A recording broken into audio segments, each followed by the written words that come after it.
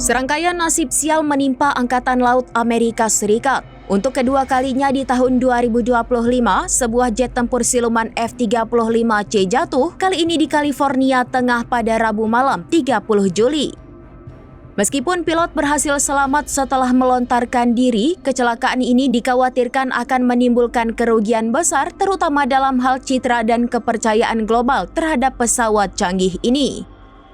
Melansir dari Kompas.com, kecelakaan yang terjadi di dekat pangkalan Angkatan Laut Lemoore ini segera memicu kekhawatiran.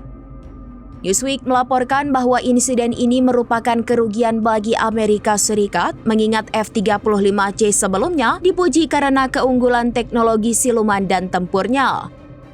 Namun kecelakaan yang terjadi untuk kedua kalinya dalam setahun ini berpotensi membuat negara-negara calon pembeli berpikir ulang. Video dari lokasi kejadian menunjukkan api dan asap tebal dari puing-puing jet yang jatuh di lahan pertanian.